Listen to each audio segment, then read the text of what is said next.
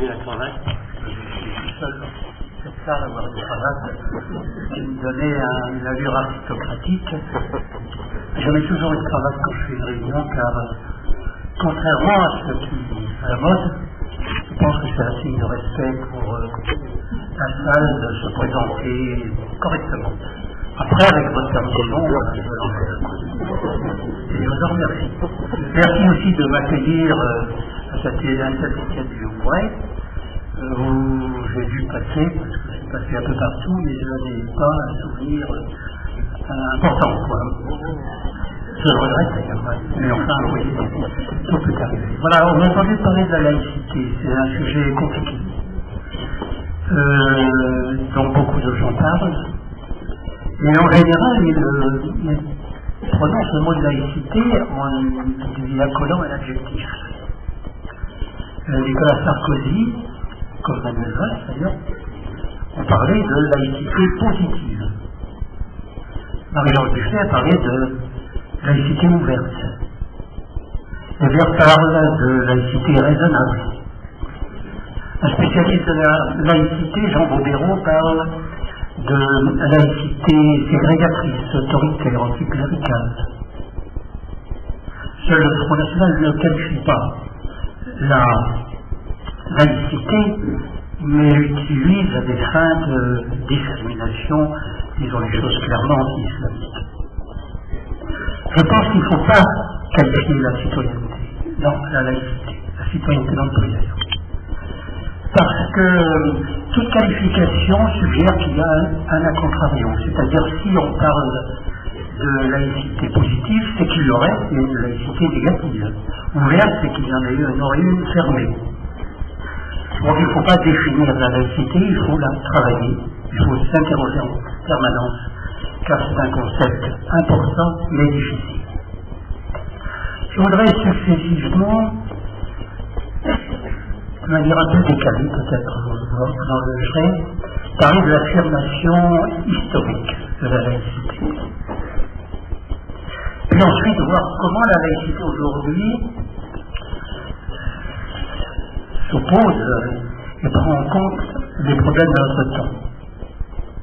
Et je m'interrogerai enfin sur le point de savoir si la laïcité dont nous parlons, c'est une spécificité française qui est essentielle de notre pacte républicain, et si on peut penser, compte tenu de l'importance que nous lui accordons, qu'elle pourrait avoir une vocation universelle. Alors tout d'abord sur l'affirmation historique de la laïcité. Je crois qu'on peut dire que la laïcité accompagne le développement économique et social, et par là la sortie de la religion. Condorcet, sous la Révolution française, mathématicien, a beaucoup théorisé le droit pénal et aussi le système d'éducation. Auguste Comte a animé un mouvement qu'on a appelé du positivisme, qui considérait que c'est dans l'industrialisation, avec Saint-Simon, que se trouve l'avenir, que se trouve le creuset des idées, et qu'il fallait s'attacher essentiellement à accéder à la connaissance par l'analyse des apparences, d'où le positivisme. L'analyse marxiste considère que l'histoire, caractérisée par le développement du matérialisme historique, est une succession de modes de production définis par le niveau technologique, on dit le niveau des forces productives, et les rapports de production qu'entraîne la nécessité d'organiser précisément la production. C'est ainsi qu'on définit le sens de l'histoire comme étant la succession du communisme primitif, du féodalisme, du capitalisme, du socialisme et du communisme. C'est une vision, l'histoire l'a montré, je crois, trop mécaniste, qui laissait de côté beaucoup de questions subjectives et objectives. Et ce caractère mécaniste a été une des causes de l'échec des pays qui s'en réclamaient le plus, c'est-à-dire les pays du socialisme réel. Aujourd'hui, on introduit d'autres éléments dans la réflexion sur la laïcité, sur la sortie de la religion, et en particulier le fait qu'il y a, comme le dit Marcel Gauchet, un désenchantement du monde. C'est le titre de son ouvrage principal. Il entend par là que le monde était enchanté en quelque sorte par la religion et qu'une vision pluriséculaire du mouvement de l'histoire a comme caractéristique principale l'affaiblissement de l'enchantement, d'où le désenchantement. Avec une succession de ruptures ou de mutations, comme on voudrait, qui part du Moyen-Âge et qui nous amène jusqu'à aujourd'hui. Je crois qu'il n'est pas inutile, c'est là que je serai décalé, sans doute, de revenir sur ce mouvement, car il nous aide à comprendre ce qui est essentiel dans la conjoncture actuelle et ce qui est contingent, circonstanciel. Et je vais remonter jusqu'à Saint-Louis. Saint-Louis a joué un rôle dans la laïcité en éliminant ce qu'on appelait les ordalies, c'est-à-dire un traitement par le feu et l'eau de gens présumés coupables et des blessures infligées. De cette manière, on déduisait que Dieu indiquait que la personne était coupable ou pas. Donc il a substitué une justice qui commence à ressembler à du droit à une invocation divine.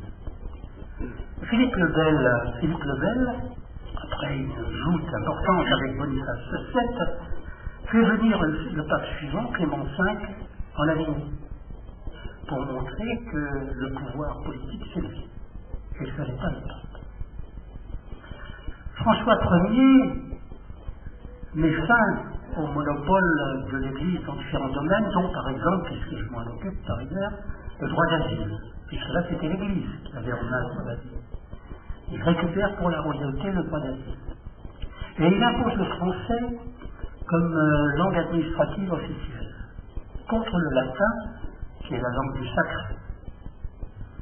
Et donc s'opère pendant toute cette période également troublée, parce que à la fois en élément positif, on observe un bouillonnement intellectuel à la Sorbonne, on se met à étudier les anciens, le droit romain, c'est la Renaissance, la Réforme, mais en même temps c'est la Saint-Barthélemy en 1572, c'est l'édit de Nantes en 1798, son abrogation plus tard en 1685. Donc bouillonnement intellectuel et conflit de nature religieuse très fort, très puissant, qui montre précisément la fin d'une époque et puis l'avènement d'une autre époque. Donc première rupture entre Dieu et le souverain. La deuxième rupture intervient sous Louis XIV. Louis XIV, vous l'avez appris à l'école comme moi, a commencé son règne en disant « l'État c'est moi ». Et il le termine en disant « je meurs, mais il reste l'État ». Phrase parfaitement contradictoire. Et il veut dire par là, c'est que pour affirmer son pouvoir absolu, il a créé un appareil d'État qui progressivement tente à se séparer de la personne du droit et à s'autonomiser. Deuxième rupture donc entre la personne physique du roi et l'État. L'État, eh bien l'État il s'impose comme l'organisateur principal et comme le siège de la souveraineté. C'est donc plus le roi qui est le souverain progressivement, c'est le contenu de l'État. Ça débouche sur le XVIIIe siècle, le siècle des Lumières, Montesquieu, Voltaire, Rousseau, et c'est Rousseau précisément, qui va apporter la solution en disant c'est vrai que le siège de la vie de la société de l'avenir, c'est l'État, et on n'a pas besoin du roi. Il invente un concept qu'il appelle le peuple, et il considère que c'est le peuple qui est le souverain. La Révolution française arrive sur cet entrefait, c'est-à-dire après la séparation de la personne du roi et de l'État. Et sous l'impulsion des Lumières et sous le mouvement que je viens d'indiquer et qui est conclu par le contrat social de Jean-Jacques Rousseau, eh bien se crée une nouvelle rupture entre l'État et les citoyens. Les citoyens qui sont les opérateurs de la Révolution et qui exigent des droits pour eux. La déclaration des droits de l'homme et des citoyens. Mais en même temps, une constitution qui définit l'État nouveau. Cet État nouveau qui va confisquer les biens du clergé et mettre en place la constitution civile du clergé. Bien entendu, après, il y aura le concordat de 1801 entre Napoléon et Pie VII. Et puis s'ouvre une période jusqu'à nos jours, jusqu'à la fin du XXe siècle, où les citoyens ont comme objectif la conquête de l'État, organisent des partis, s'inscrivent dans des classes, des catégories, la lutte pour les idéaux socialistes, pour la désimprégnation de la société de la religion, la lutte pour la République, tout ça se mélange, concourt et donne une vie politique extrêmement intense. Et ça débouche sur un XXe siècle que l'intellectuel catholique René Raymond a appelé un siècle prométhéen. Celui où l'homme a cru qu'il allait pouvoir forger de ses propres mains son destin et dominer la nature. L'épopée communiste est l'exemple le plus frappant de cette volonté prométhéenne. Et tout cela s'effondre à la fin du XXe siècle. Et donc le conflit État-citoyen qui s'effondre dans l'expérience que vous connaissez. Et après on en est aujourd'hui. Où on peut constater que l'une des causes de l'échec, c'est que les peuples et leurs organisations n'ont pas pu se débarrasser de ce que certains ont appelé des religions séculaires. C'est-à-dire que la religion théologique a disparu, mais l'homme a reconstitué sur les modèles anciens, pour ceux qui ont appartenu activement à des partis que j'ai évoqués, savent le caractère religieux, même s'il était séculier, qui a marqué nos expériences du XXe siècle. Voilà, je crois, par quelles étapes ces quatre ruptures on peut parler de sortie du politique de la religion. Et c'est dans ce contexte que vont apparaître les grandes lois sur la laïcité. Elles ne sont pas seules, il y a des grandes lois sociales, 1864 le droit de grève, 1884 le droit syndical, 1875 la Troisième République. Donc ce sont des moments politiques extrêmement forts et la laïcité prend place dans cette conjoncture. C'est d'abord la loi de 1880 sur la collation des grades. L'État a le monopole de l'attribution des grades universitaires. C'est la loi de 1881 sur l'enseignement gratuit, primaire. C'est la loi de 1882, enseignement obligatoire, primaire. En 1883, et là c'est importante lettre de Jules Ferry aux instituteurs, et c'est la première fois dans cette lettre importante, qui reste une référence, que l'on parle de la cause de l'école laïque. Ce mot n'avait pas été utilisé véritablement. On verra que ça n'est pas important avant. Et c'est dans ce contexte qu'interviendra la loi de 1905 sur la séparation de l'Église et de l'État, mais qui ne parlera pas de la laïcité. Qui posera des principes que nous retenons aujourd'hui comme principes fondateurs de la laïcité, mais il faudra attendre 1946, la constitution de la 4e République, pour qu'on évoque le mot de laïcité dans la Constitution. Et la Constitution de la 5e République a repris cette formulation. Aujourd'hui, l'article 1er de la Constitution de France est « La France est une république indivisible, laïque, démocratique et sociale ». C'est donc quelque chose de tout à fait fondateur. Voilà donc quel est le cheminement global de la sortie de la religion et à quel moment se situe une concrétisation de ce que nous appelons aujourd'hui la laïcité. Je voudrais maintenant aborder le deuxième volet que j'avais annoncé, à savoir comment la laïcité, dans ces conditions, efface le problème de notre temps.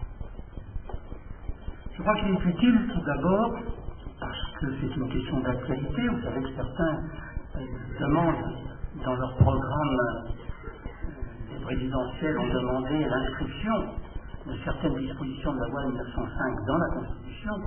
Ils ne l'ont pas encore fait, peut-être le feront-ils, je ne suis pas sûr. Et puis, certains demandent aussi la révision de la loi de 1905. La loi de 1905 comporte un article premier qui dit « La République assure la liberté de conscience ». Tous les mots sont importants. Elle garantit le libre exercice des cultes sous les seules restrictions énumérées ci-après, dans l'intérêt de l'ordre public. Donc, liberté de conscience est le premier principe. Deuxième article 2, la République ne reconnaît, ne subventionne et ne salarie aucun culte. Un mot important, ne reconnaît aucun culte pour aujourd'hui. Voilà donc les deux principes fondamentaux, liberté de conscience et neutralité de l'État. Ces principes ont été appliqués avec courage et d'une manière rigoureuse après 1905. C'est pour cela qu'on parle des hussards noirs de la République, en la personne des instituteurs qui avaient pris à bras-le-corps à partir de la lettre de Jules Ferry cet idéal laïque. On mesure la différence avec aujourd'hui en rappelant que Clémenceau, à la fin de la Première Guerre mondiale, a enjoint à ses ministres de ne pas assister à Notre-Dame au Tédéum en l'honneur de la victoire. On mesure la différence.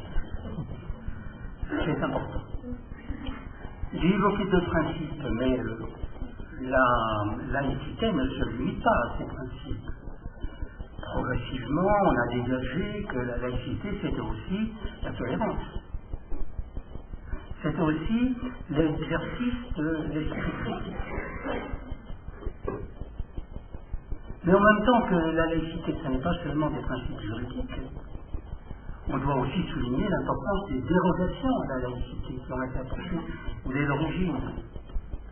Le fait, par exemple, que l'Alsace-Moselle ne soit pas inclus à l'origine dans le champ d'application de la laïcité. Et comme elle ne rejoindra le territoire français qu'après la Deuxième Guerre mondiale, elle restera sous l'empire du concordat de Napoléon XVII de 1801. C'est une dérogation extrêmement importante, bien sûr. Il y a aussi les fêtes respectées en France, qui sont très souvent des fêtes religieuses. J'ai toujours eu un haut le cœur quand, ministre de la fonction publique, je devais signer la circulaire qui fixait pour l'année les jours de congé des fonctionnaires au titre des fêtes religieuses. Et comme on avait des choses que j'ai jugées sur l'instant plus importantes, on a remis ça plus tard, c'était trop tard. On peut dire aussi que ensuite, le principe s'est progressivement dénaturé. Il y a eu la loi Debré de 1959 qui a intégré dans le service de l'éducation nationale les établissements privés, confessionnels souvent, sous contrat d'association. Il a été prolongé par la loi Germer de 1977 qui appelait les collectivités territoriales à participer au financement de l'enseignement privé. Il y a eu, après, en 1992, les accords langues coupées. C'était, je crois, un évêque qui était chargé de l'enseignement à la communauté des évêques, qui, pour l'enseignement secondaire, unifiait les conditions de recrutement et de formation. Et donc une certaine dégénérescence des principes et de son application.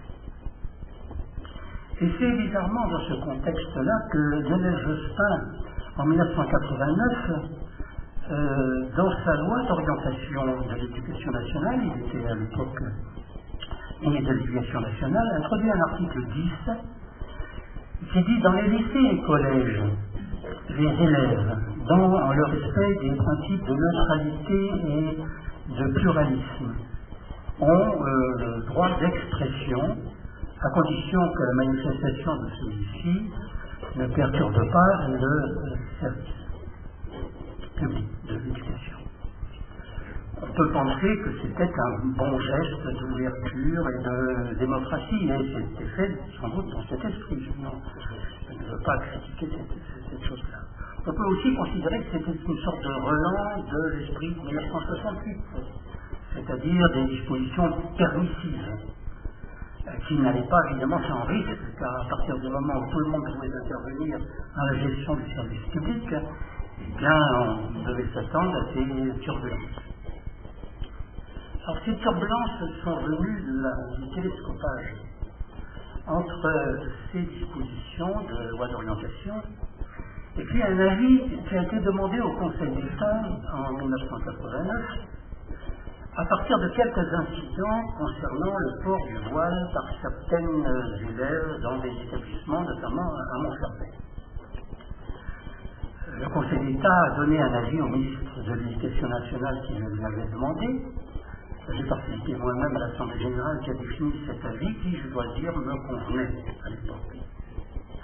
Il disait quoi? Il disait on peut s'habiller comme on veut en évitant les signes qui manifestent de manière ostentatoire et dans un esprit de prosélytisme l'appartenance à une communauté. J'ai trouvé que c'était un avis équilibré à l'époque. Et les choses n'ont pas marché. Elles n'ont pas marché pourquoi? Parce que le Conseil d'État indiquait que c'était au chef d'établissement d'apprécier si le caractère était ostentatoire ou prosélyte. S'il mettait en cause soit le fonctionnement du service public, soit l'intégrité physique ou morale des personnes concernées, des élèves aussi bien que des enseignants. Vu d'aujourd'hui, on voit que c'était une charge trop lourde à faire peser sur les chefs d'établissement, dans un contexte qui n'était plus celui de 1905, ni celui de 1918, avec du Tédéum à Notre-Dame, et qui donc les exposait beaucoup. Alors ils s'en sont sortis en modifiant les règlements intérieurs et en écrivant dans les règlements intérieurs que tous les signes manifestant une appartenance religieuse ou philosophique ou politique étaient interdits.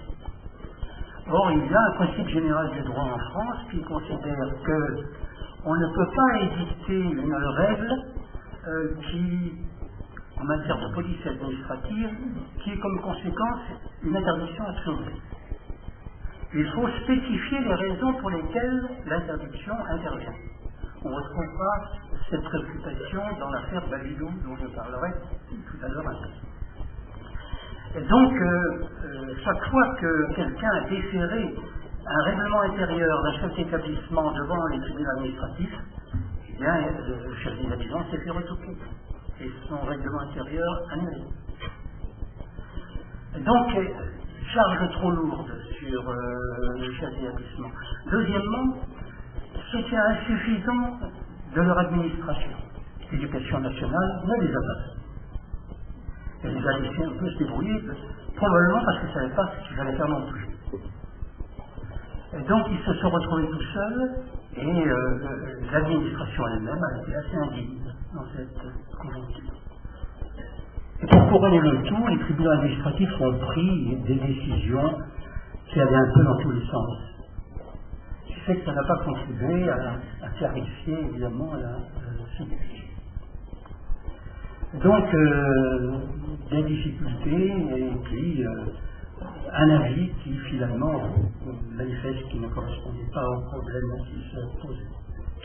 Les incidents se sont multipliés et un clash s'est produit sur un autre sujet, mais les deux sujets se sont rejoints. En 1993, lorsque François Bayrou, ministre de l'Éducation nationale, a voulu modifier la loi Fallou qui permet le financement par les collectivités locales d'activités confessionnelles, certaines limites, a voulu faciliter ces financements. Le Conseil constitutionnel a jugé non conforme à la Constitution cette loi. Mais le mouvement laïque s'est réveillé à cette époque-là et a donné lieu à une manifestation, je peux me souvenir parce que j'y étais, mais je ne me souviens pas exactement de date, je crois que c'était le 16 janvier 1994, une manifestation monstre à Paris, je n'en ai jamais connu d'autres depuis, de cette puissance. 1 million de personnes ont allé à l'époque à Paris pour défendre la laïcité.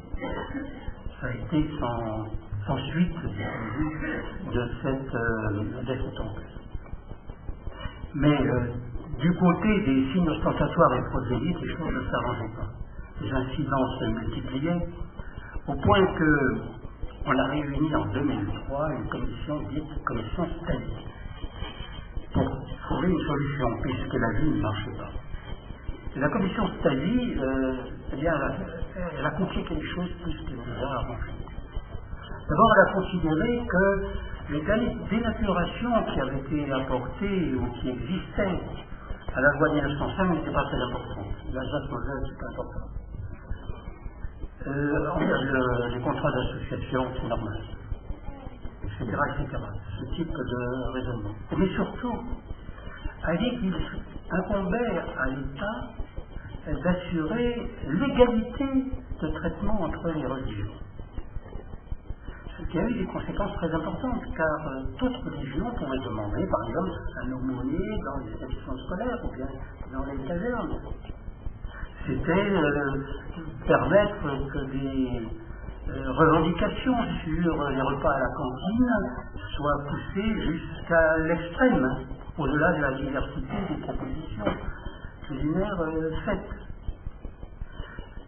Elle proposait dans cet esprit la création d'un institut national d'études islamiques. Et la question était donc posée, comment un État qui ne reconnaît aucune religion peut-il être chargé d'établir l'égalité entre elles? Donc, les choses ont empiré à partir de ce moment-là. Les incidents se sont multipliés. Et on a bien vu qu'on n'échapperait pas à la loi. Cette loi est intervenue en 2004. Alors je veux dire, parce que ça alimentera peut-être le débat, qu'à l'époque, moi j'étais resté calé sur l'avis du Conseil d'État et j'étais contre la loi sur le voile. Pour la raison suivante. La première raison, c'était que on avançait principalement comme argument que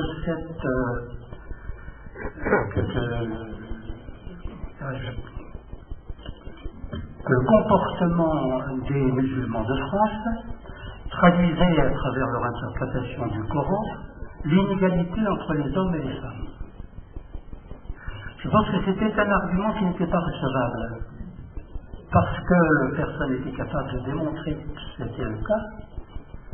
Et en tout état de cause, quand bien même le Coran aurait-il établi cette inégalité, l'invoquer dans un raisonnement juridique, c'est de faire d'un texte religieux une source du droit interne en France. Ce qui était inadmissible, en tout cas à mes yeux également, pour une véritable application de la laïcité. Deuxièmement, cela mettait en cause des jeunes filles très jeunes, que l'on chargeait donc d'une responsabilité politique et idéologique qui dépassait leur capacité personnelle. Entre deux mastodontes qui étaient d'une part la tradition familiale et d'autre part la puissance de l'État. Je pensais que ce n'était pas bien de les soumettre à une confrontation à laquelle elle révélait une grande faiblesse. Et troisièmement, je pensais également que interdire l'ensemble des signes qui manifestent une appartenance communautaire conduirait finalement soit à allonger la liste des choses interdites, soit conduirait les gens qui souhaitent manifester leur appartenance de prime abord et à titre essentiel dans l'espace public à chercher d'autres signes ou bien à faire déborder leurs revendications dans d'autres domaines. je dis ce qui a été un simple ressenti, je n'ai pas fait de statistiques, qu'à partir du moment où on a fait cette loi de 2004, j'ai vu de plus en plus de voiles dans le métro à Paris. Et donc, on pensait qu'on avait réglé le problème par cette loi. On l'a effectivement considéré qu'il n'existe plus de résurgence à l'école. Mais en 2010, ça arrive à faire du voile intégral. Ce qui montre bien qu'on n'en a jamais fini avec ce type de problème si on ne le traite pas, à mon avis, correctement. Une loi qui a fait beaucoup parler pour environ 150 cas par an et qui ne donne lieu qu'à des amendes lorsqu'il n'y a pas d'incident comme il en a existé quelques-uns. J'ai été également contre la loi sur le voile intégral. D'abord, pour les raisons que j'ai dites concernant la loi de 2004, mais parce que ma formation politique, philosophique et autres, si on peut dire, m'a toujours fait penser qu'on ne combat une idéologie ou un obscurantisme, si on souhaite le faire, qu'avec une autre idéologie. Et c'est une solution facilitée que de prendre une loi à ce qui ne relève pas d'une loi, mais du débat, mais d'une interrogation sur les mœurs, mais d'une vision historique comme celle que j'ai rappelée. C'est pour cela que je l'ai rappelée. La deuxième raison, au moment de la loi de 2010, c'est que j'ai pensé que pour la deuxième fois, donc, on prenait une loi dont les musulmans ne pouvaient pas ne pas considérer qu'ils étaient visés, même les laïcs musulmans, et que donc ça faisait obstacle à leur propre expression. Je connais des musulmans très progressistes, mais dans des conditions législatives ainsi créées, ils étaient pratiquement condamnés au silence. Et puis je crois que ça a débouché en France sur un débat très complexe qui a divisé tous les partis en deux, en gros, ceux qui étaient pour la loi, ceux qui étaient contre la loi. Ça a donc été un facteur de grande déstabilisation. Voilà, alors, je le dis tout de suite, aujourd'hui je ne demande pas l'abrogation des lois.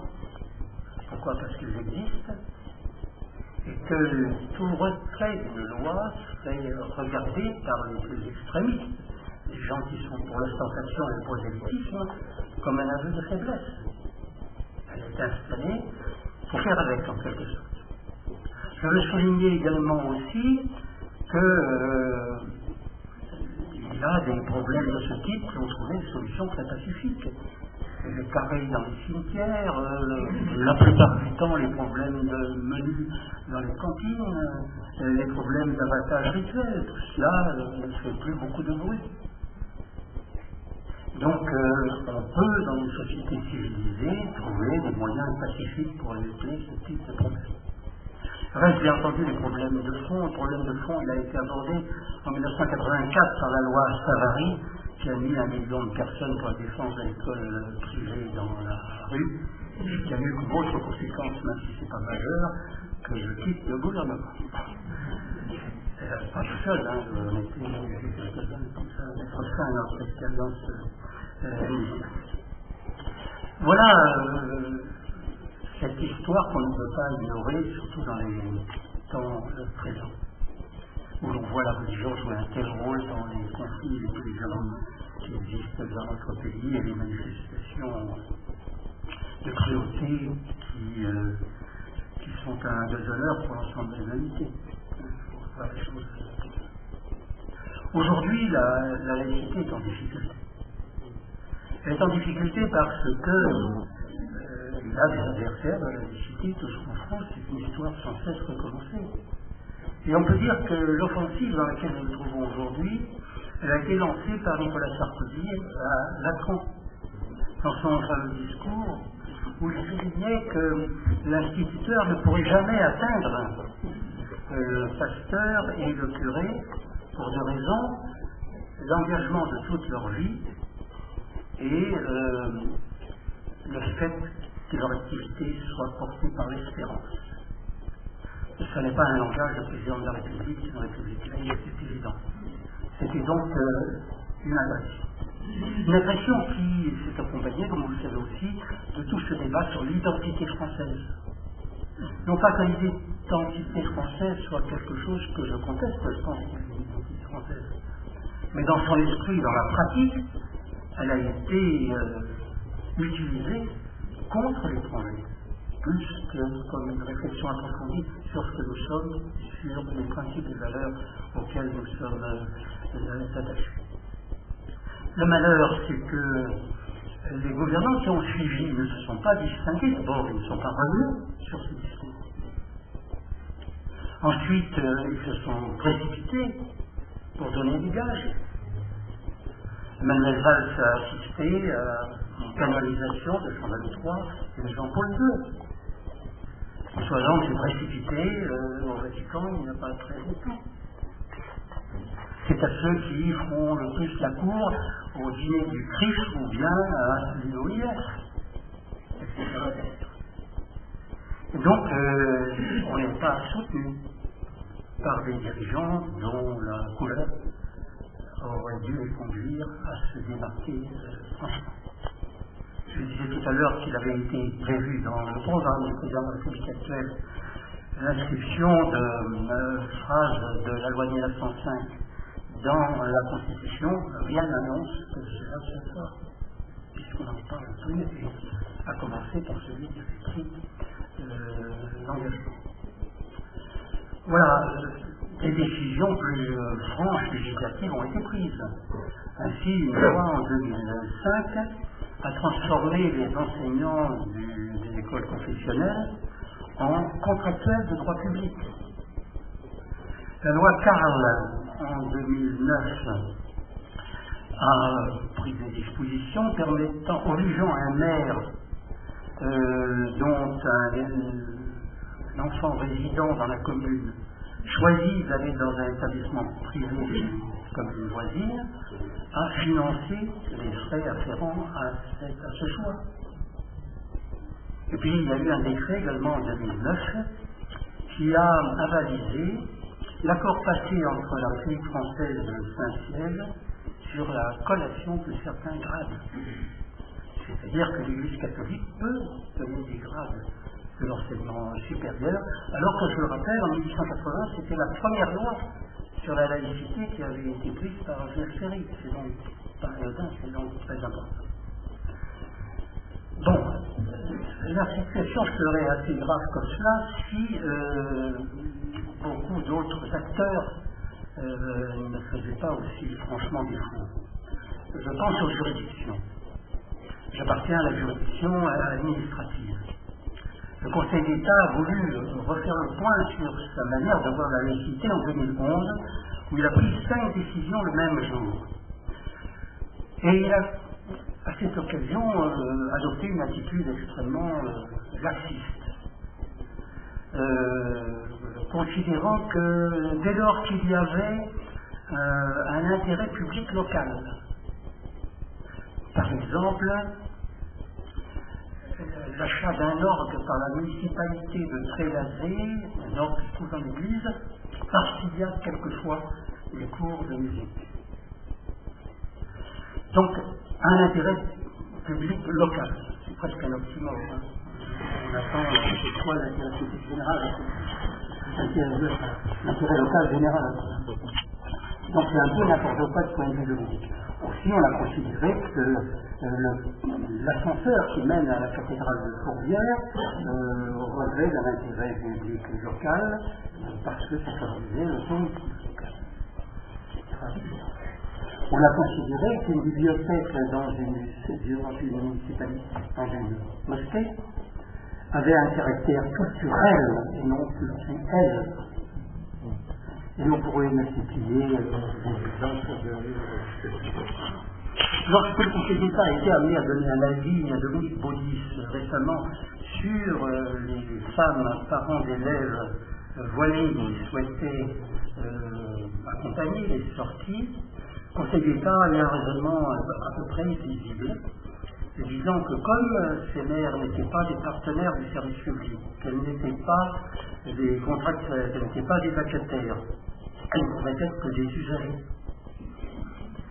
qui est quand même tirer un peu la signification des mots à l'extrême. Par contre, il faut voir les choses de manière plus simple. Ces femmes, lorsqu'elles demandent à accompagner des élèves, s'inscrivent dans le fonctionnement du service public. C'est-à-dire, devraient normalement être astreintes à un principe de neutralité. Les choses sont simples, mais on les complique à l'ouest. Le juge judiciaire n'a pas été plutôt plus glorieux. Et là, bon, évidemment, on est obligé d'évoquer l'affaire Babylou. Dans un premier temps, un licenciement dans une crèche qui a une vocation spécifique, qui affiche son caractère laïque. Le licenciement est supprimé par les tribunaux de première instance. La Cour de cassation, dans sa section spécialisée, confirme l'annulation du licenciement et renvoie l'affaire à la Cour d'appel de Paris, qui, elle, rétablit le licenciement. Et qui renvoie ça à la Cour de cassation, qui, dans sa session plénière, a confirmé le licenciement. Et quand on a un droit qui fluctue et qui est aussi incertain, on est quand même un droit de s'inquiéter pour l'état de droit dans notre pays. Et la défaillance, à mon avis, elle est également ailleurs. J'ai fait partie du Haut Conseil à l'intégration entre 1990 et 1993, où j'étais extrêmement vigilant sur les problèmes de laïcité. Aujourd'hui, le Haut Conseil à l'intégration est devenu pléthorique. Enfin, il était devenu pléthorique puisqu'il a été supprimé en mois de décembre dernier.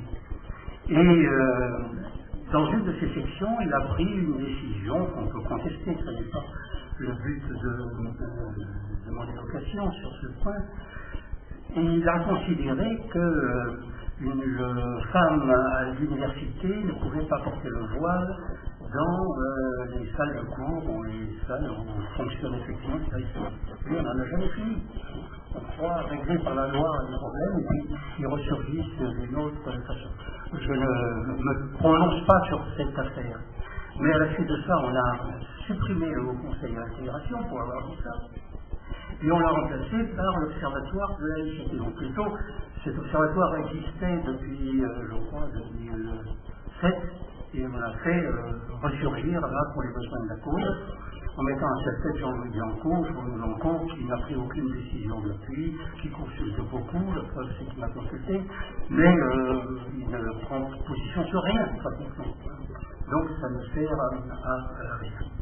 Mais surtout, je trouve, les formations politiques qui devraient être à l'avant-garde de la défense de la laïcité font défaut. Je vais peut-être inventer certains d'entre vous. Le Parti communiste, dans ces textes de congrès, considère qu'il ne doit pas y avoir de limite à l'expression des signes religieux, y compris dans les services publics. Ceci au nom de la liberté, des droits de l'homme. Ce n'est pas ma position. Et je regrette que ce parti auquel j'ai appartenu 36 ans soit aussi laxiste dans un domaine aussi sensible que celui-là. La Ligue des droits de l'homme a pris la même position. Le Parti communiste critique les interdictions qui peuvent être faites au nom de la non-discrimination. La Ligue des droits de l'homme, dans la voix de son président va plus loin, elle considère que le fait de mettre en cause des personnes qui se manifestent par des signes ostentatoires et qui en général appartiennent à des couches faibles de la population, faibles du point de vue économique, revient à ce qu'on s'attaque aux pauvres. Tout ça me semble pas sérieux et très regrettable. Car finalement, on a peu de troupes pour défendre la laïcité dans une acception qui soit à la fois conforme à notre histoire et qui soit approfondie dans les conditions de notre temps au regard des problèmes que nous nous posons aujourd'hui. Voilà dans quelles conditions nous sommes, et je trouve qu'effectivement des réunions comme celle d'aujourd'hui sont tout à fait bienvenues pour que nous partagions nos réflexions, car à mon avis personne ne peut assurer qu'il a la vérité absolue sur une question aussi difficile. Alors, troisième volet que je voudrais aborder, c'est celui de l'interrogation si la laïcité fait bien partie du pacte républicain doit-elle rester en l'état comme quelque chose qu'on préserverait et qui serait sacré, ou bien convient-il de la faire évoluer? Et puis en n'oubliant pas que nous sommes dans des contextes internationaux qui sont de plus en plus mouvants, comment nous situons-nous par rapport à l'Europe, par rapport au monde, et cette laïcité à laquelle nous sommes si attachés, est-ce que nous y voyons une vocation universelle? Alors, la laïcité fait partie du pacte républicain, pour toutes les raisons que j'ai indiquées précédemment. Elle était implicite dans l'article 10 de la Déclaration des droits de l'homme et du citoyen, qui dit « Nul ne doit être inquiété pour ses opinions, même religieuses, à condition qu'elles ne mettent pas en cause l'ordre public défini par la loi. » Bien. Nous avons la loi de 1905, qui fixe les principes que j'ai rappelés. Et nous avons l'article 1er de la Constitution. Et nous avons, malgré les récentes décisions du Conseil d'État et du judiciaire, une jurisprudence qui globalement caractérise dans de nombreux domaines, de manière positive, constructive, la laïcité. Donc, nous avons un état du droit qui pourrait constituer une bonne base. Faut-il pour autant se contenter de cette référence et de cette référence au droit? Je crois que non, il me semble, pour ma part, qu'il devrait y avoir un cahier de revendication sur la laïcité. D'abord, par exemple, mettre fin au régime spécial de l'Alsace-Moselle. Alors, comme ça dure depuis si longtemps, on ne va pas faire ça en 10 jours, on ne va pas le proposer en 10 jours. Et dans un récent colloque, j'ai proposé que sur 30 ans, on décide de faire entrer l'Alsace-Moselle dans le droit commun.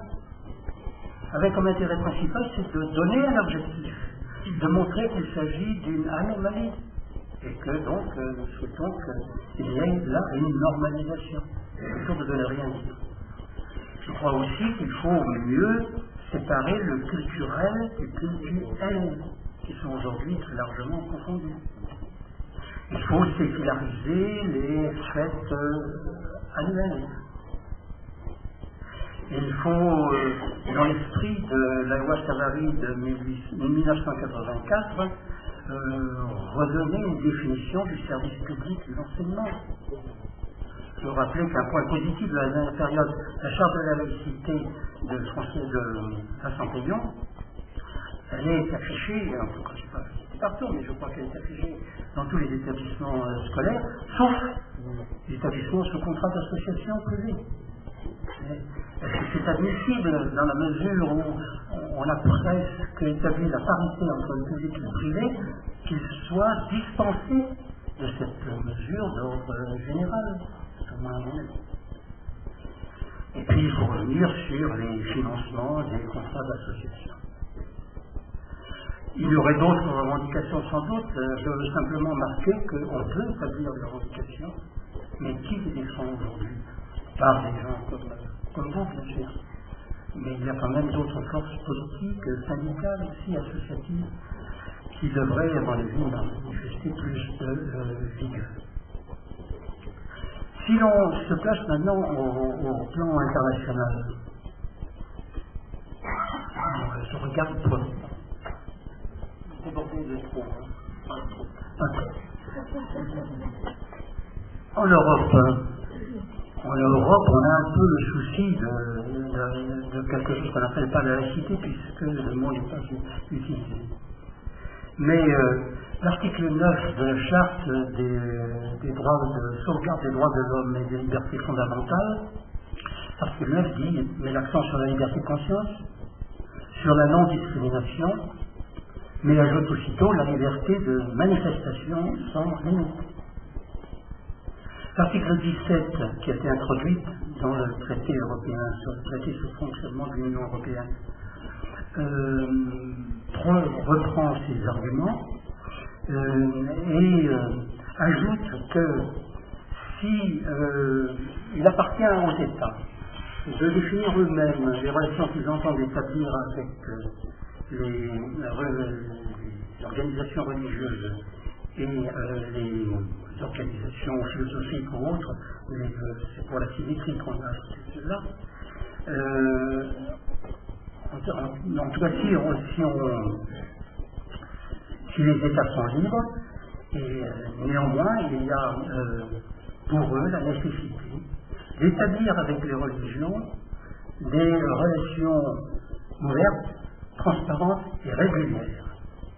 Sur la base de quoi des lignes directrices ont été rendues publiques en juillet 2013 qui conduisent à programmer en définitive des rencontres systématiques entre la communauté européenne, l'Union européenne et les grandes religions, grandes philosophies, essentiellement les religions.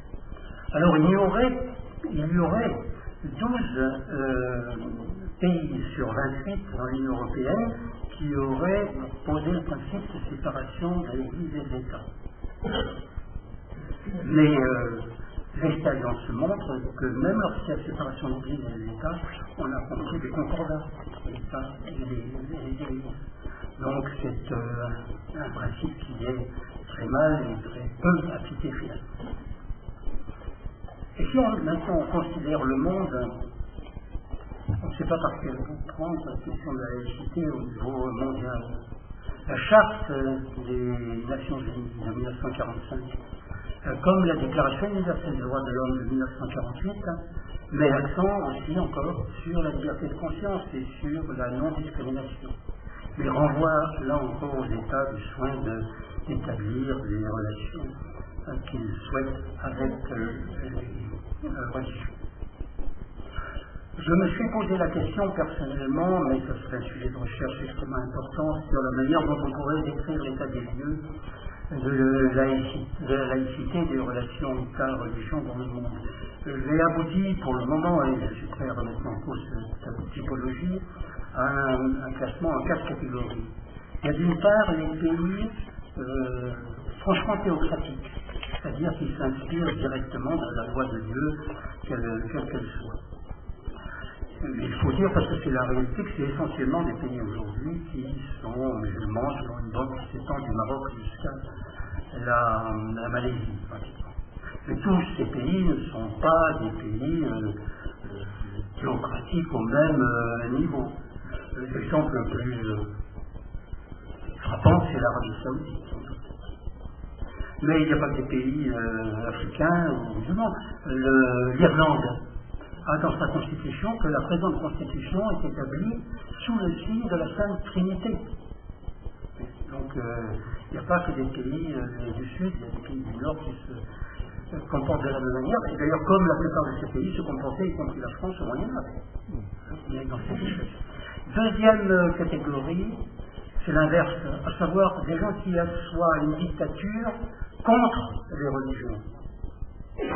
Alors on peut citer encore l'Égypte à certains égards, la Tunisie sous Ben Ali, dans une certaine mesure, il y a quelques années, la Turquie, puisque c'était l'armée qui était chargée de défendre le principe de laïcité, l'URSS aussi pendant une grande partie de son histoire.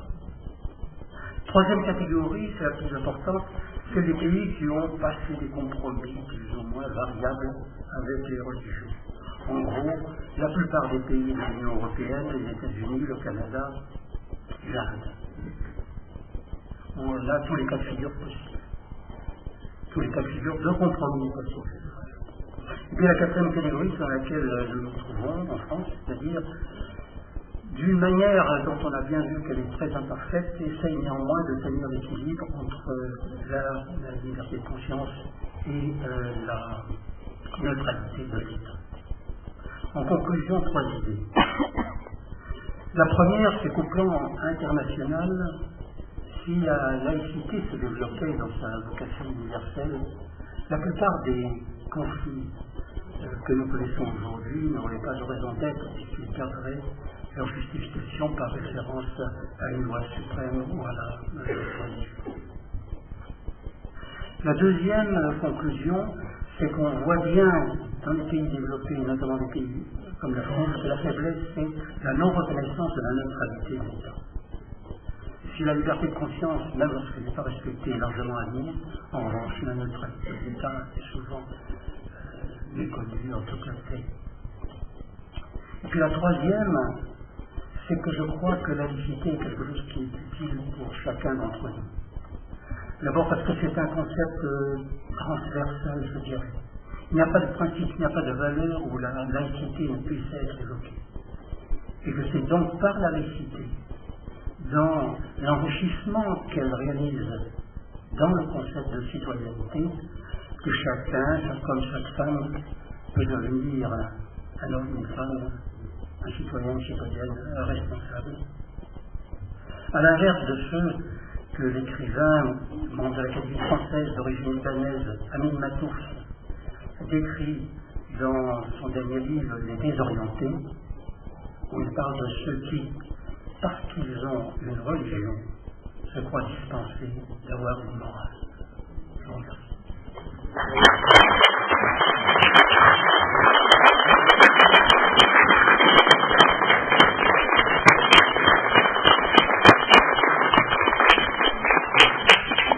Monsieur Leporte, c'est nous qui vous remercions. Et avant de donner la parole à la salle, qui, je pense, pourra bénéficier en partie de vos lumières sur la laïcité, peut-être quelques mots des futurs invitants. Monsieur Jean-Michel Seyne, qui est président du comité de réflexion et d'action laïque, et M. Aubert France, ici à Saint-Étienne-du-Rouvray, tout le monde connaît comme le maire. Monsieur Sailly, peut-être? Ça marche. Bon, moi je me dois de faire des remerciements d'abord, en particulier à la ville de Saint-Étienne-du-Rouvray, où nous avons eu un accueil fraternel de la part du personnel, de la part de M. le maire, qui s'est associé tout à fait rapidement à notre initiative. Le chérif de Leporte fait ici un aller-retour éclair de son domicile jusqu'ici, et donc qu'il soit remercié aussi. On a observé tout à l'heure que la laïcité est l'objet de tant de falsifications qu'il convient de s'y arrêter un instant. C'est ce que nous avons fait avec la mission de Leporte. Vous l'avez remarqué, jamais nous n'avons entendu si souvent parler de laïcité venant des héritiers du pétainisme et de ceux du gaullisme. Voilà bien de quoi étonner l'historien devant de si soudaines conversions à un principe qui fut impitoyablement combattu dans la période vichy et délibérément transgressé par la loi de Brest au règne du général. Des conversions qui ont donc bien du mal à cacher des arrière-pensées diversifiées. Mais hélas, Alice Leporte l'a évoqué, de leur côté, jamais les héritiers de Jaurès, qui étaient les pères fondateurs de la loi de 1905, jamais les héritiers de Jaurès, dans leur diverses administrations de l'héritage, n'auront été plus prudents sur ce sujet. Voilà bien de quoi inquiéter. La discrétion de la commémoration du centenaire de la loi de 1905 va être à cet égard un signal fort donné à la droite et son extrême pour entreprendre le travail de récupération politique qu'on voit à l'œuvre. Ainsi, entre ceux qui l'instrumentalisent et ceux qui l'oublient, entre ceux qui l'accommodent et ceux qui s'en accommodent, il est devenu bien difficile de faire comprendre le sens politique de ce principe qui n'a pourtant d'autre but dans sa dimension collective que d'assurer la paix civile et la concorde dans la cité, et dans sa dimension individuelle de garantir le respect des aspirations personnelles des individus, reconnus comme citoyens libres de toute autre obligation que celle de la loi commune. On comprendrait mal, pour reprendre la première partie du thème qui est évoqué, pourquoi seuls les descendants présumés des Gaulois seraient sensibles à cette perspective. En France, les dernières manifestations laïques remontent en 1896, on ne voit plus guère ce mot porté sur les banderoles. Il faut aller au Liban, en Pologne, en Italie, en Espagne, au Québec pour le voir. Ensuite, Tunisie, oui. N'avons-nous pas vu, lors des manifestations des récentes révolutions arabes, des calicots le plus souvent tenus par des femmes, allez savoir pourquoi, associant démocratie et laïcité. Comme Condorcet, qui voulait rendre la raison populaire, agissons pour rendre la laïcité populaire. Je crois un début de travail qui est fait aujourd'hui allant dans ce sens. Merci Jean-Michel.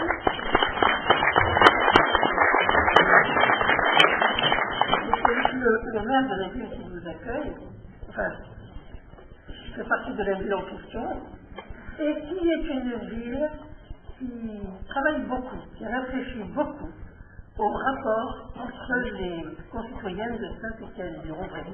Bien sûr, au rapport entre les hommes, entre leurs éventuelles croyances, de façon à essayer d'avoir à la fois une paix sociale, mais surtout une évolution intelligente, sociale, pour chacun. Est-ce que le maire de Saint-Étienne veut dire quelques mots? Non, je crois que... Oui. Merci.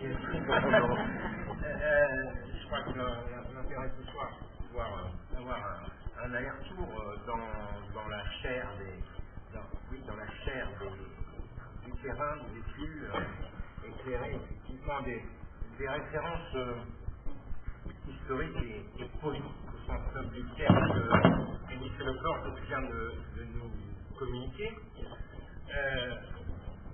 Deux mots simplement pour dire que parce que je ne peux pas rester sans voix sur une référence de cette nature, il a été effectivement pointé la faiblesse des forces progressistes sur le champ de cette question.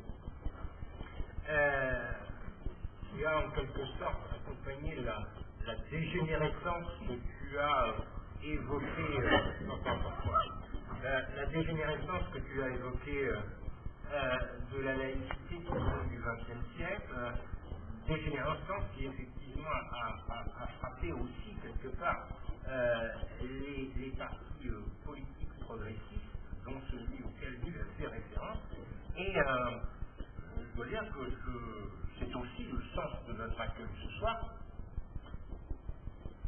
Donc il est bon de nous faire réfléchir et de nous faire revenir à un certain nombre d'engagements, dont celui-ci, engagement majeur, à la fois en termes de valeur donc, et de perspective, des combats qui sont ceux de la sphère progressiste. En l'occurrence, de manière également plus pragmatique, il est bien évident qu'une ville comme la nôtre, mais plus généralement, il serait stupide de cantonner l'intérêt général à l'intérêt local de Saint-Étienne-du-Rouvray. Il n'en reste pas moins effectivement que cette question nous taraude plus particulièrement. Et l'espace de réflexion et de débat avec et entre les populations, les citoyens au sens global du terme, dans une ville comme la nôtre, prendrait tout son sens. On voit bien comment les esquisses d'échanges un peu faits sur le pouce, ici et là, à l'occasion de quelques rencontres, de quelques problématiques, mais aussi de quelques moments enthousiasmants, manque de profondeur.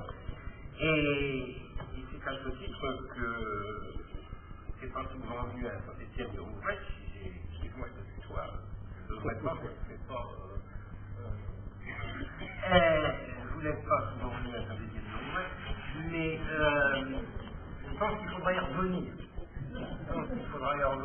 Voilà, maintenant je laisse la parole à Et voilà, je pense que les uns et les autres, si vous êtes là, c'est justement parce que la question de la laïcité vous interroge beaucoup, et vous avez sans doute envie d'en savoir plus, d'en demander plus, ou d'en faire savoir aussi un peu plus.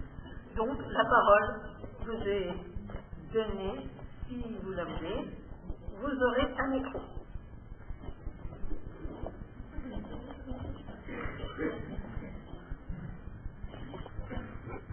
Si vous parlez pour une association ou simplement dans votre nom propre, je parle en mon nom propre, Alain Defoe. La question sous-jacente de la laïcité, c'est la montée des religions. Comment se fait-il que, à notre époque, il y ait un retour aussi prégnant de la religion? Est-ce que ça n'est pas, l'échec des politiques qui ont promis le bonheur sur Terre, et les gens, ne voyant pas ce bonheur sur Terre arriver, se retournent vers un bonheur futur, hypothétique, mais que l'on leur vend tout à fait de façon importante.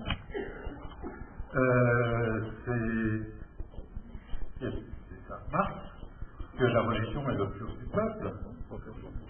Comment faire autrement pour endormir des populations?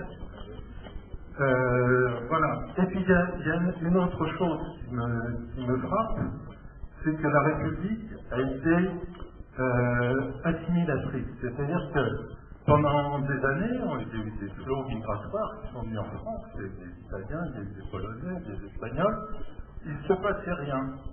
Et puis, progressivement, la République est devenue,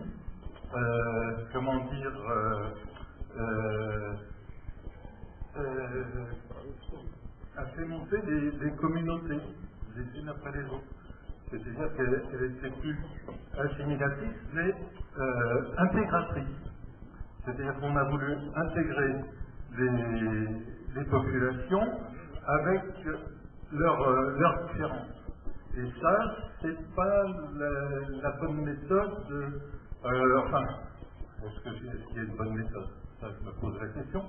Mais voilà quelques réflexions qui me sont venues à l'idée en entendant M. Leporte.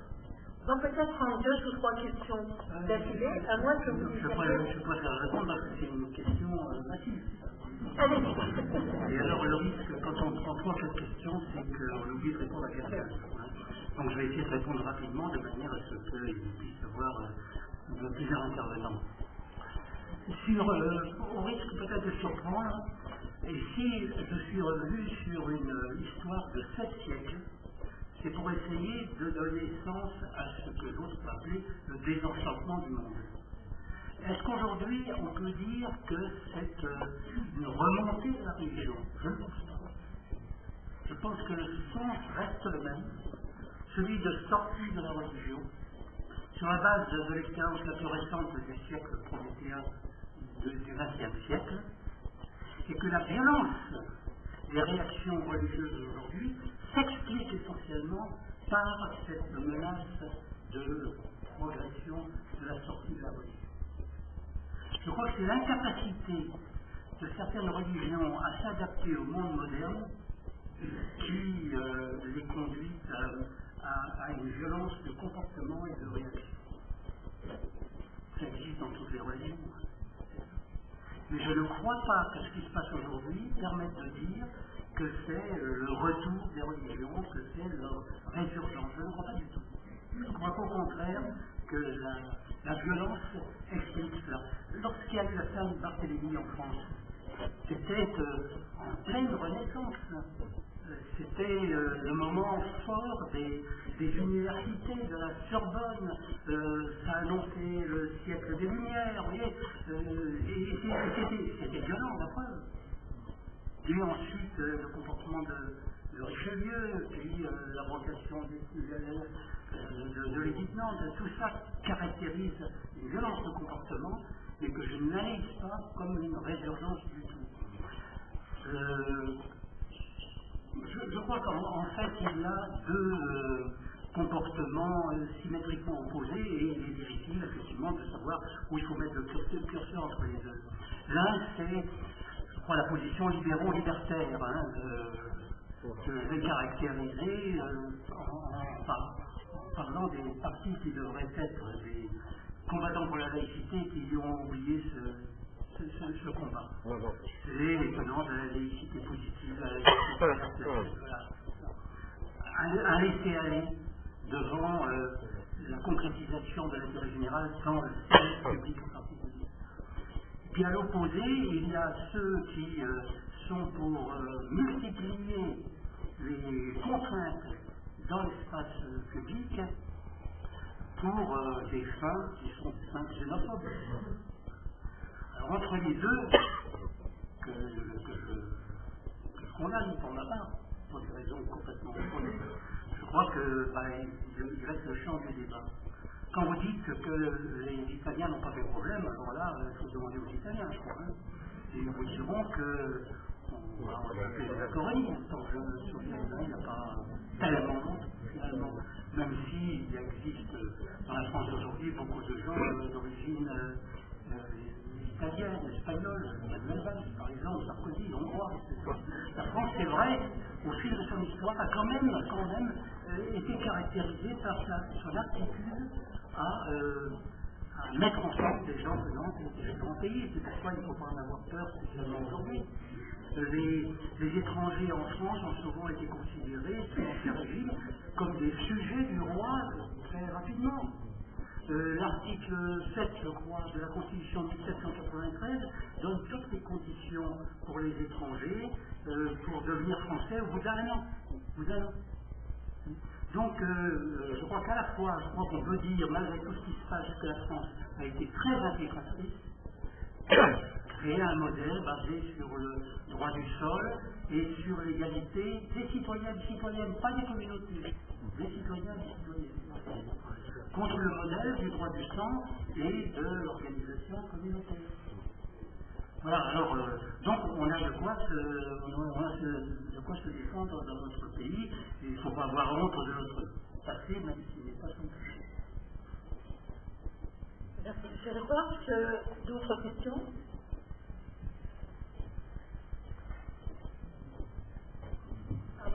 J'ai une petite page par mon nom personnel. Qu'est-ce que vous pensez de Marine Le Pen, qui fait souvent appel à la laïcité pour différents prétextes? Qu'est-ce que vous pensez de sa conception de la laïcité? Il faut quand même dire qu'avant Marine Le Pen, tout le pénisme était un parfait intégrisme religieux. Donc c'est une véritable révolution interne qu'elle soit devenue effectivement quelqu'un qui professe une foi inébranlable dans la laïcité. Je crois que c'est de pur opportunisme et que je ne pense pas que ça mérite beaucoup de commentaires. C'est une posture, plus une conviction. Il y a une posture qui rejoint quand même, qui s'inscrit dans une stratégie.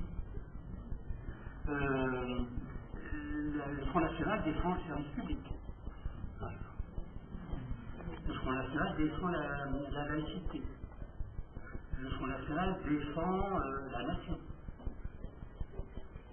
Et à mon avis, s'il les défend, c'est parce que la place lui a été laissée libre.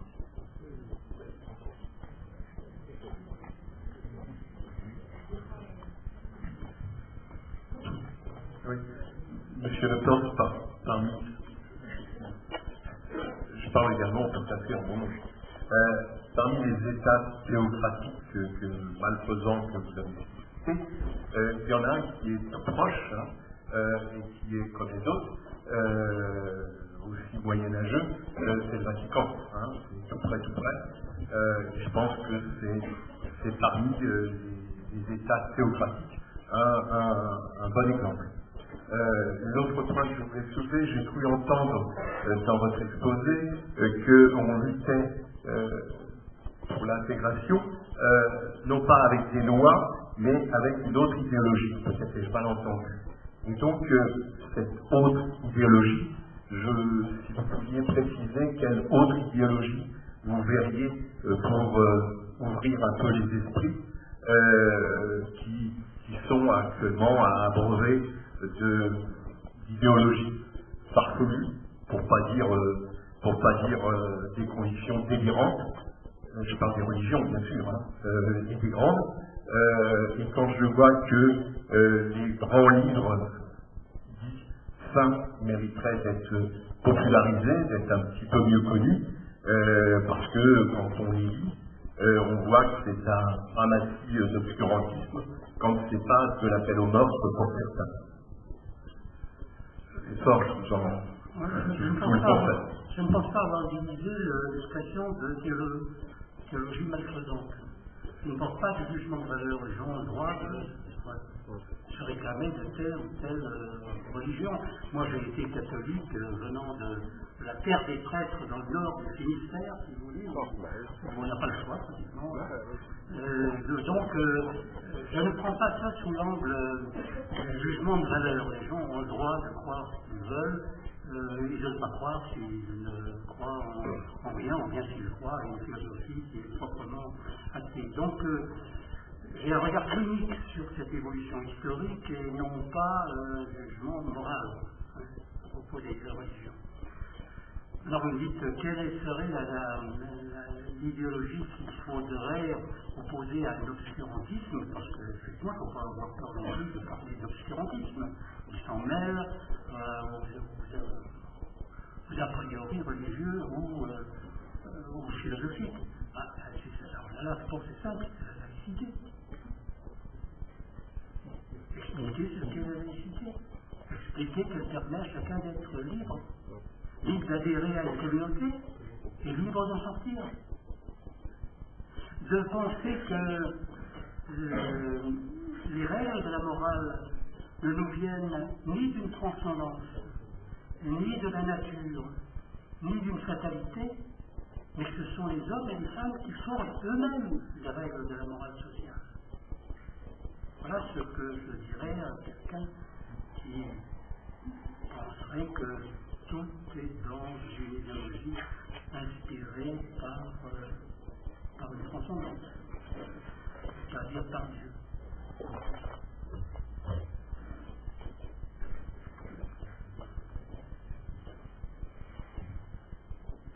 Oui, bonsoir Gérard Rouvière. Je vais faire comme tout le monde, je parle à mon nom, même si je crois pas qu'on parlera vraiment de votre nom propre. La réponse à la première question sur la résurgence de la religion me satisfait assez peu, parce que effectivement, il n'y a peut-être pas de résurgence de la religion. Pour autant, le fait religieux aujourd'hui, il intervient dans notre vie de tous les jours de manière très forte. À plus tard, il y a peu de temps, ces manifestations contre le mariage pour tous avaient des racines religieuses très fortes. Volontairement, je fais référence à la religion catholique parce qu'on stigmatise systématiquement la religion musulmane. C'est vrai que dans l'histoire de la religion catholique, on a trouvé des travers aussi forts et aussi peut-être violents que ceux que l'on vit aujourd'hui. Pour autant, la question que je me pose par rapport à la laïcité, et vous y répondez peut-être, mais ça mérite d'être développé avec cette belle phrase d'Aline Matou sur ces religieux qui n'ont pas de morale. Est-ce que la laïcité n'est pas cette nouvelle morale qu'il convient d'inventer? Parce que je crois que pour beaucoup d'hommes, la question qui se pose depuis que l'humanité existe, c'est quand même de savoir d'où je viens et où je vais. Et c'est vrai qu'à ce niveau-là, la religion, peut-être, à certains moments, apporte une réponse. Il n'y a pas que une réponse. Merci. La précision pour savoir si les religions ont le vent en poupe ou non, à mon avis, dépend assez largement de l'échelle à laquelle on se place. Si vous mettez à une échelle courte dans un lieu déterminé, vous pouvez avoir tous les cas de figure. Si j'ai commencé par une vision historique pluriséculaire, c'est parce que je me place à ce niveau-là. Je me place à ce niveau-là parce que je pense qu'on est dans une période aujourd'hui qui est une période de mutation. Entre un siècle prométhéen, c'est le premier Raymond qui a utilisé ce terme, où l'homme s'est cru tout puissant, et s'est pas rendu compte qu'il avait forgé en même temps des religions séculières, ça s'est effondré.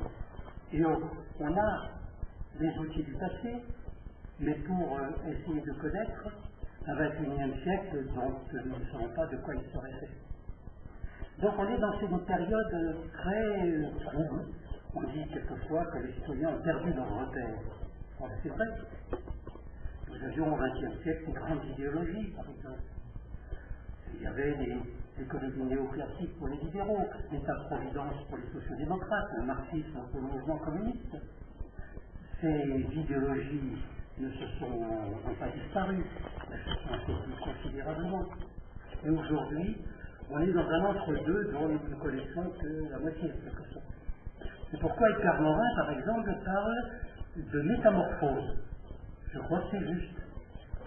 Pour passer d'un état à un état supérieur, il faut passer par une période une période très contradictoire.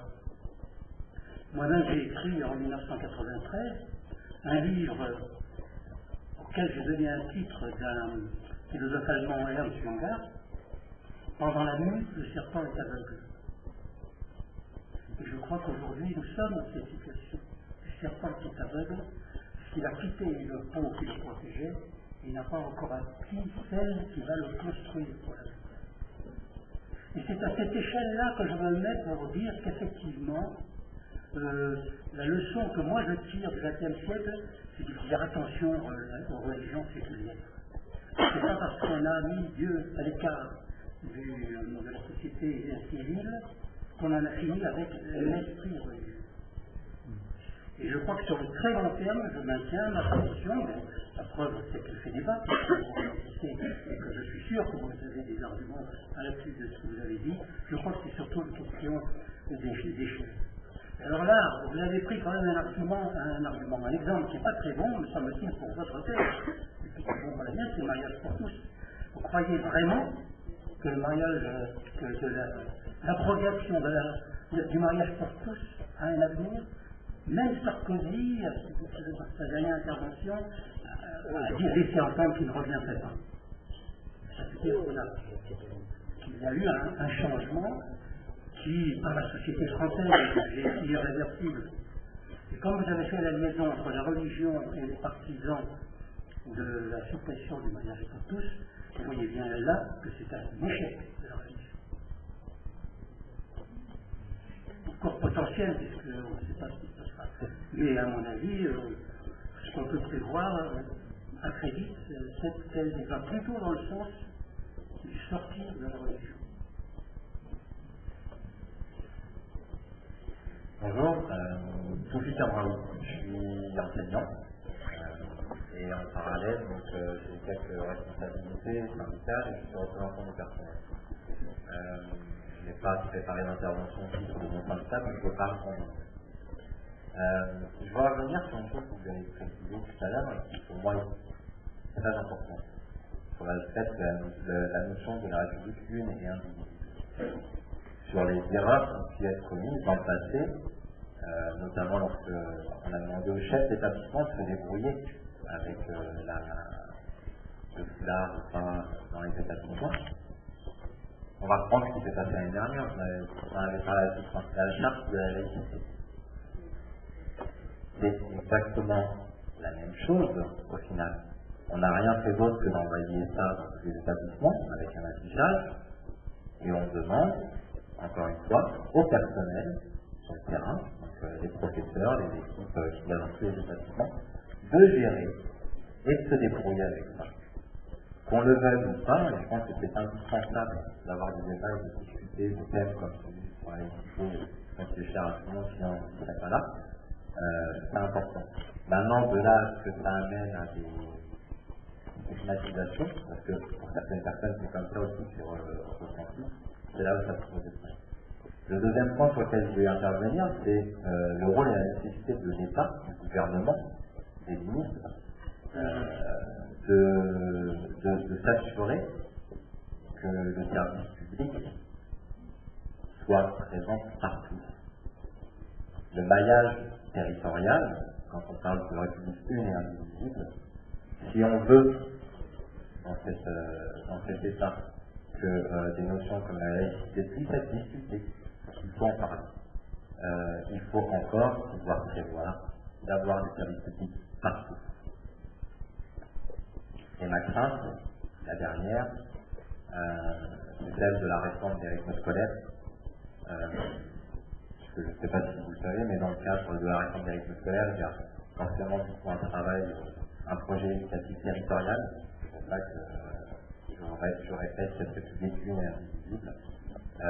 L'éducation doit rester nationale. Elle ne doit pas être morcelée par des milliers de villes à droite et à gauche. Et d'autant plus dans des villes, et là, c'est là où ça m'embête le plus, où certains partis extrêmes sont implantés et où ils ont une notion de la laïcité qui peut être différente de celle qu'on a nous dans cette année. Je vous remercie.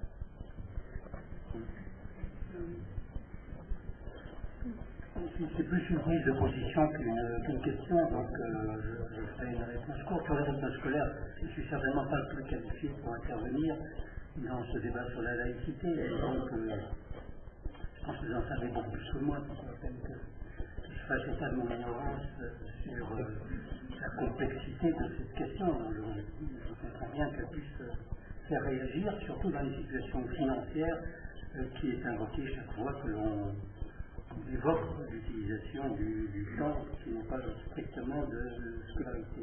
Sur l'État et les services publics, vraiment prêcher à quelqu'un qui a passé 60 ans dans l'administration à défendre le service public, alors je ne peux qu'abonder dans votre sens, bien entendu. Le service public et la laïcité, ce sont deux principes qui sont très très intimement liés. Pourquoi? Parce que le service public, il relève de l'intérêt général, et que l'intérêt général suppose la neutralité. Donc il y a inévitablement un lien entre le service public et laïcité. Dans le que sais-je que j'ai écrit sur la citoyenneté, le chapitre 1er, il est avant, On peut se procurer tout à l'heure là-bas. les affaires commerciales, c'est ça me donne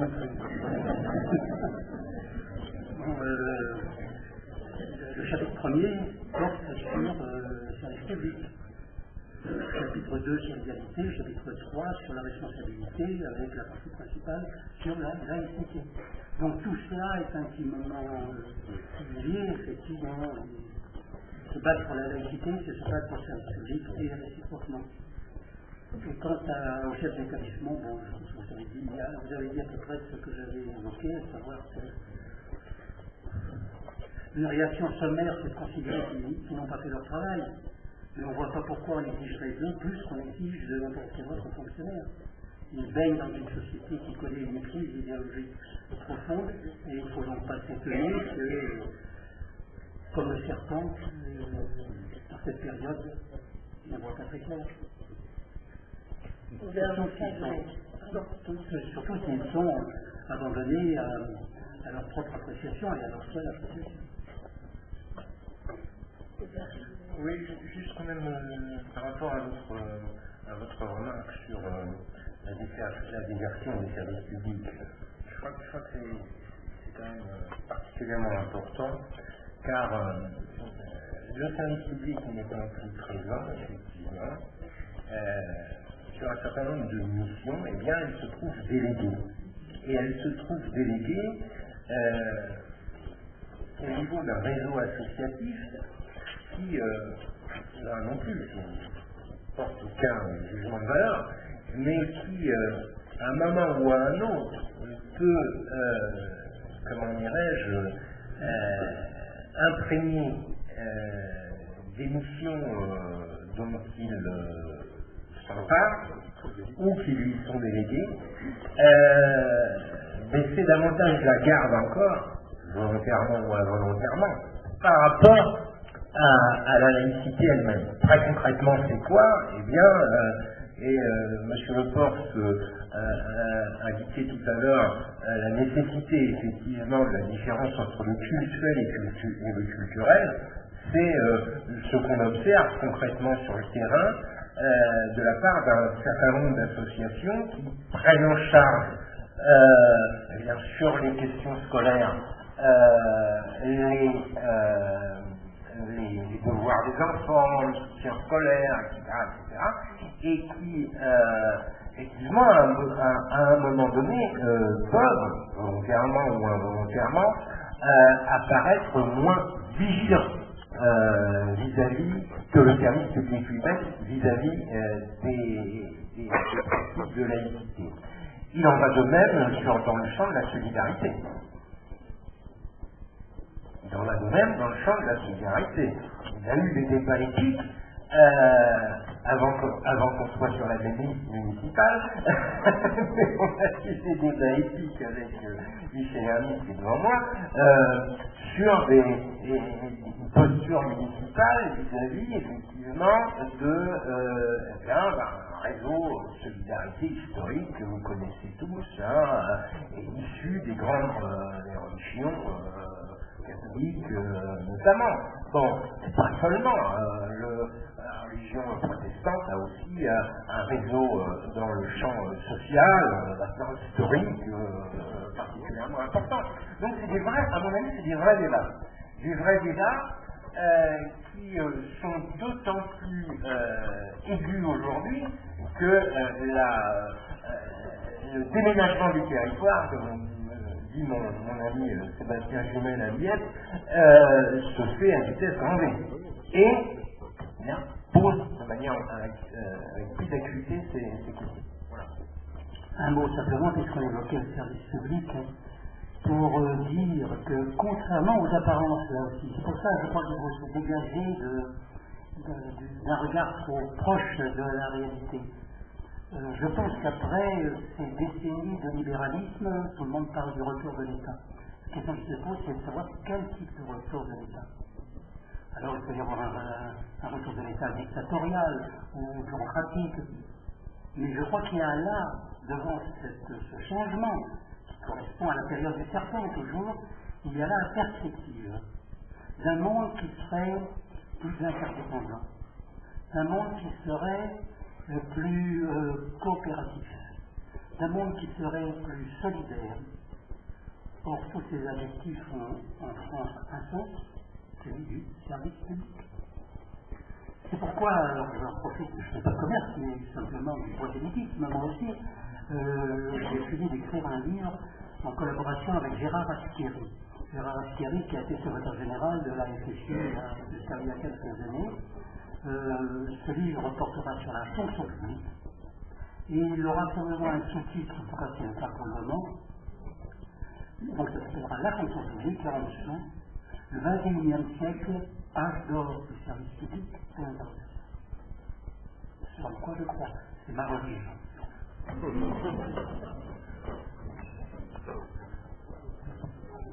Enfin, je m'estime vraiment raciste strictement propre. La discrimination associative des syndicats, même interdit. Je remercie le gouvernement de son invitation. Je voudrais vous poser une question. Est-ce que vous faites une différence, à mon avis, très importante entre la laïcité et le laïcisme? Je m'explique. Moi, je suis un ferme partisan de la laïcité. Pour moi, la laïcité, c'est tout simplement un socle de valeurs. Une républicaine pour la France, liberté, égalité, fraternité, auquel doivent se plier toutes les philosophies, toutes les religions, toutes les conceptions.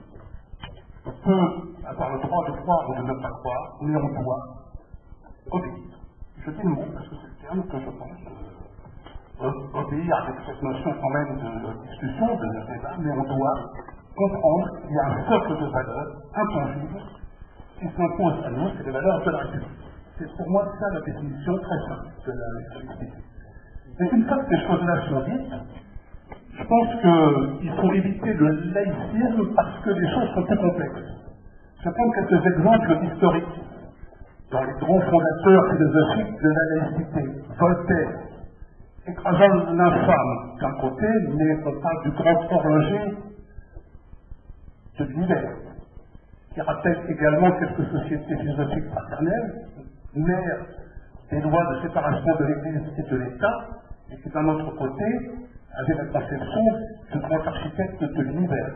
Monsieur, je vais peut-être... Non, mais je peux poser cette question-là. Il est 8h10. Et une dernière question, et un dernier mot à M. le ministre.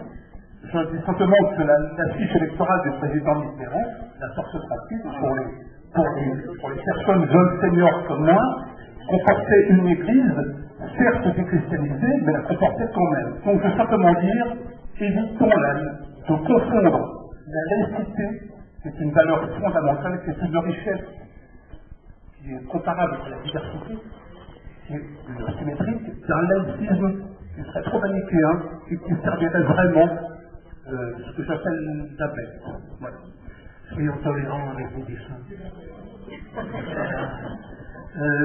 Bon, je me pose la question, laïcité ou laïcisme. Laïcisme, je ne me suis jamais posé la question de le définir, mais je dirais que c'est une traduction péjorative de la laïcité, c'est-à-dire la laïcité réduite à la proclamation superficielle, à la posture, à l'apparence, à la médiation plus qu'à l'approfondissement, à la réflexion, à la conviction. Je donne, ça expliquera peut-être la réponse que je souhaite faire à cette question. Au mois d'avril, j'ai participé à un colloque à l'Assemblée nationale dont le thème était la gauche et la laïcité. Le matin et l'après-midi, la droite et la laïcité. J'étais à la fois malheureusement d'intervenir, je ne dirais pas quelle origine, peut-être que vous la devinerez.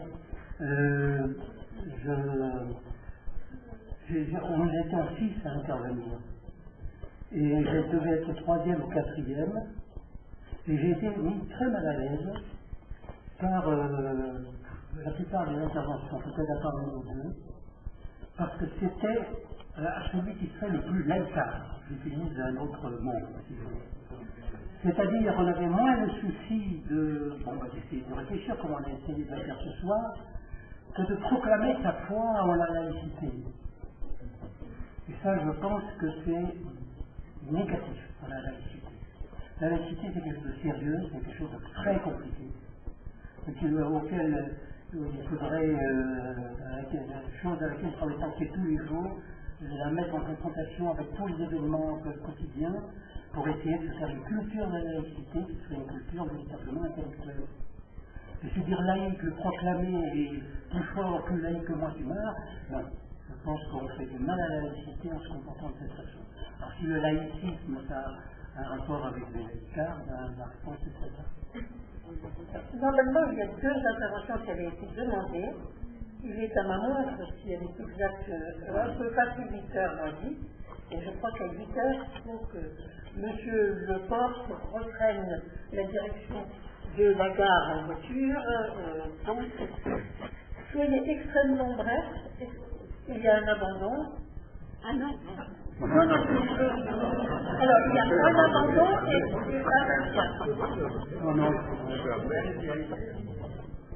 Michel Arnier, tout le monde fait partie à titre individuel, c'est pas vrai, c'est tout le monde.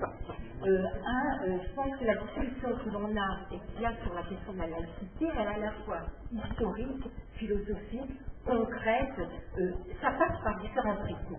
Et moi, je voudrais l'aborder sur quelque chose qui me fait peur, parce qu'à un moment donné, il faut arrêter aussi de jouer la politique de l'autruche.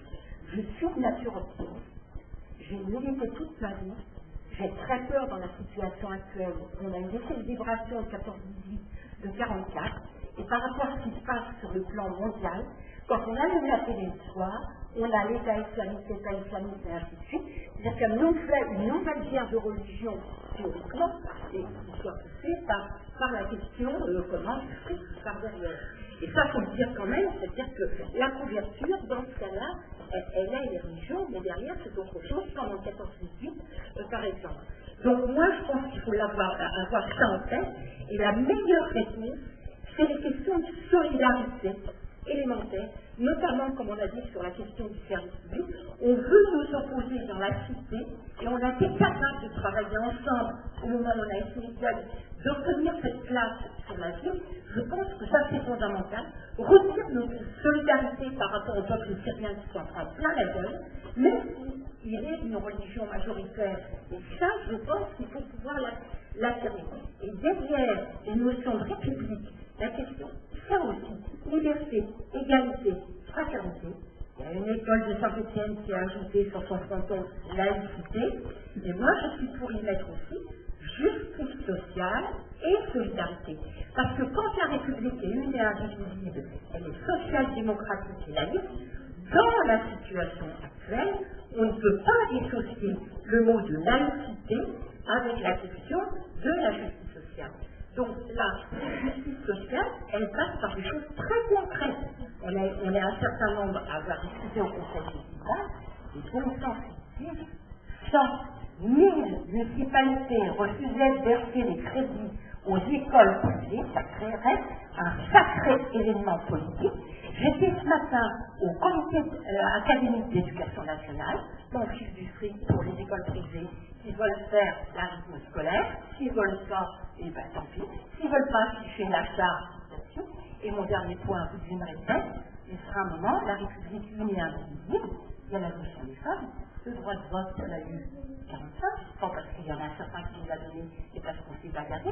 Si on regarde bien, le chef de famille, pendant très longtemps, c'est lui qui recevait le livret de famille, c'était le chef dans la famille. Ça veut dire qu'à un moment donné, ces questions-là étaient posées, et pas oublier qu'au nom de l'uniformité, eh ben, il y a effectivement des hommes et des femmes, et qu'on doit en discuter.